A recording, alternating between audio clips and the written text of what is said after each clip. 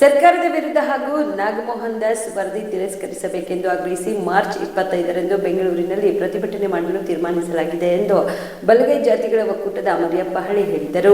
ಕಲಬುರಗಿಯ ಪತ್ರಿಕಾ ಭವನದಲ್ಲಿ ಕರೆದ ಸುದ್ದಿಗೋಷ್ಠಿಯನ್ನು ಉದ್ದೇಶಿಸಿ ಮಾತನಾಡಿದ ಅವರು, ಡಾಕ್ಟರ್ ಬಾಬಾ ಸಾಹೇಬ್ ಅಂಬೇಡ್ಕರ್ ಅವರ ಆಶಯದಂತೆ ಶಿಕ್ಷಣ ಪಡೆದು ವಿದ್ಯಾವಂತರಾಗಿ ಸಂವಿಧಾನದ ಬದ್ಧ ಹಕ್ಕುಗಳನ್ನು ಪಡೆಯಲಿಕ್ಕೆ ಶ್ರಮ ಪಟ್ಟಿದ್ದೇವೆ. ಬೇರೆಯವರು ಸಂವಿಧಾನದ ಅವಕಾಶಗಳನ್ನು ಸದುಪಯೋಗ ಪಡೆದುಕೊಳ್ಳಲು ನಾವೇನು ಬೇಲಿ ಹಾಕಿದ್ದೇವೆ ಅಂತ ಪ್ರಶ್ನೆ ಮಾಡಿದರು ಅಥವಾ ಅವರನ್ನ ಅಡ್ಡಪಡಿಸಿದ್ದೇವೆ.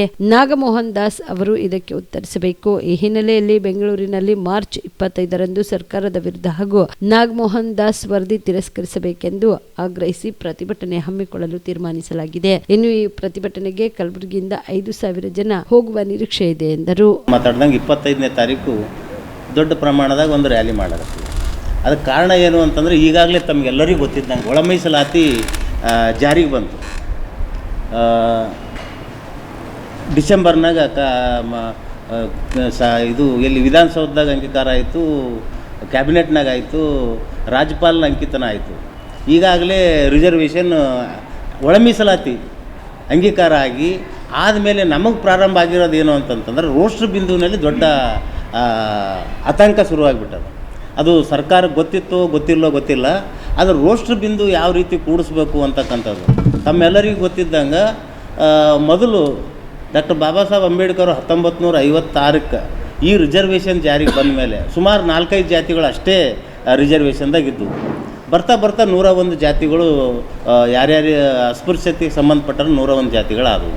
ಅದು ಆದಮೇಲೆ 1992ರಲ್ಲಿ ಒಬ್ಬರು ಕೋರ್ಟಿಗೆ ಹೋದ್ಮೇಲೆ 92ರಾಗ ಇಂದಿರಾ ಸಾನಿ ಅಂತಕ್ಕಂಥವ್ರು ಕೋರ್ಟ್ಗೆ ಹೋದ್ಮೇಲೆ ಒಂದು ರೋಸ್ಟರ್ ಬಿಂದು ಪ್ರಾರಂಭ ಆಯಿತು.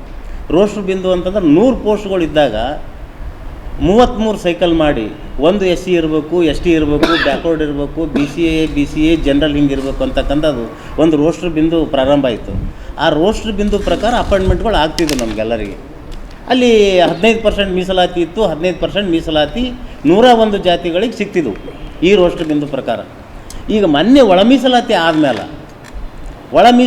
ಆದಮೇಲೆ ರೋಸ್ಟರ್ ಬಿಂದು 1 ಅಂತಕ್ಕಂಥದ್ದು ಯಾವ ರೀತಿ ಫಿಕ್ಸ್ ಮಾಡಬೇಕು ಅಂತಕ್ಕಂಥದ್ದು ಗೊಂದಲ ಶುರುವಾಗ್ಯದ.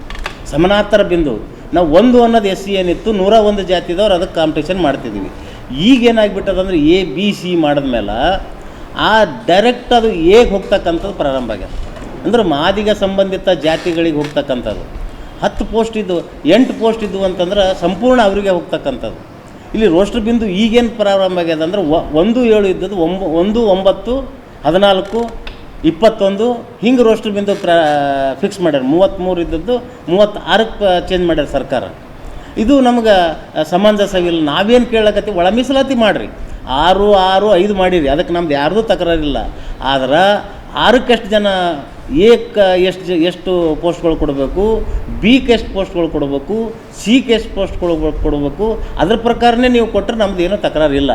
ಆದರೆ ಇಲ್ಲಿ ಏನಾಗ್ಲಕತ್ತದ ಅಂತಂದ್ರೆ, ಎಲ್ಲ ಸಂಪೂರ್ಣ ಏನು 1, 2, 3, 4 ಪೋಸ್ಟ್ಗಳೇನಿದ್ವು ಅಂತಂದ್ರೆ ಅವು ಗುಂಪಿಗೆ ಹೋಗ್ತಕ್ಕಂಥದ್ದು ಪ್ರಾರಂಭ ಆಗ್ಯದ. ಇದು ವಾಸ್ತವಿಕವಾಗಿ ಅವೈಜ್ಞಾನಿಕವಾಗಿರ್ತಕ್ಕಂಥದ್ದು. ಈಗಾಗಲೇ ಬದ್ರಿ ಅವರು ಹೇಳಿರ್ತಕ್ಕಂಥದ್ದು ಏನು ಅಂತಂದ್ರೆ, BPL ರೇಷನ್ ಕಾರ್ಡ್ ಹಾಗೂ ಆಯುಷ್ಮಾನ್ ಕಾರ್ಡ್ ಫಲಾನುಭವಿಗಳಿಗೆ ಸುಜಿನಿ ಆಸ್ಪತ್ರೆಯಲ್ಲಿ ಉಚಿತ ಚಿಕಿತ್ಸೆ. ಕಲಬುರಗಿಯಲ್ಲಿ ಸ್ತ್ರೀ ರೋಗ ಹಾಗೂ ಮಕ್ಕಳ ಚಿಕಿತ್ಸೆಗಾಗಿಯೇ ಪ್ರತ್ಯೇಕ ಆಸ್ಪತ್ರೆ ಪ್ರಾರಂಭ. ಸುಜಿನಿ ಕಲ್ಯಾಣ ಕರ್ನಾಟಕ ಭಾಗದ ಅತ್ಯಾಧುನಿಕ ತಾಯಿ ಮತ್ತು ಶಿಶುವಿನ ಆರೈಕೆಯ ಆಸ್ಪತ್ರೆ. ಸ್ತ್ರೀ ರೋಗ ತಜ್ಞ ಖ್ಯಾತ ವೈದ್ಯರು ಹಾಗೂ ಮಕ್ಕಳ ತಜ್ಞ ಖ್ಯಾತ ವೈದ್ಯರ ತಂಡದಿಂದ ಕಡಿಮೆ ದರದಲ್ಲಿ ಚಿಕಿತ್ಸೆ, ವಿಶ್ವ ದರ್ಜೆಯ ಉಪಕರಣಗಳ ಮತ್ತು ಅತ್ಯಾಧುನಿಕ ICU, NICU ಹಾಗೂ ಇತರೆ ಸೌಲಭ್ಯಗಳಿಂದ ಮಕ್ಕಳಿಗೆ ಗುಣಮಟ್ಟದ ಆರೈಕೆ. ಸುಜಿನಿ ಆಸ್ಪತ್ರೆಯಲ್ಲಿನ ಸೌಲಭ್ಯಗಳು: ದಿನದ 24 ಗಂಟೆಯಲ್ಲಿ ತುರ್ತು ಸೇವೆ, ಹೈ ರಿಸ್ಕ್ ಗರ್ಭಧಾರಣೆ, ಒಬೆಸ್ಟ್ರಿಕ್ ICU, ನವಜಾತ ಮತ್ತು ಶಿಶು ICU, ಶಿಶು ಸಂಬಂಧಿತ ಶಸ್ತ್ರಚಿಕಿತ್ಸೆ, ಲ್ಯಾಪ್ರೋಸ್ಕೋಪಿ, ಲಸಿಕಾಕರಣ, ತಜ್ಞ ವೈದ್ಯರ ಸಲಹೆ, ಡಯಾಗ್ನೋಸ್ಟಿಕ್ ಮತ್ತು ಅಲ್ಟ್ರಾಸೌಂಡ್ ಸೇರಿದಂತೆ ಅನೇಕ ಸೌಲಭ್ಯಗಳು ನಿಮ್ಮ ಸುಜಿನಿ ಆಸ್ಪತ್ರೆಯಲ್ಲಿ ಲಭ್ಯ. ಹೆಚ್ಚಿನ ಮಾಹಿತಿಗಾಗಿ ಸಂಪರ್ಕಿಸಿ ಸುಜಿನಿ ಆಸ್ಪತ್ರೆ, ಬಿಗ್ ಬಜಾರ್ ಎದುರುಗಡೆಗೆ, ಕಲಬುರಗಿ. ದೂರವಾಣಿ ಸಂಖ್ಯೆ 08472727227 ಅಥವಾ ಮೊಬೈಲ್ ನಂಬರ್ 9900427814.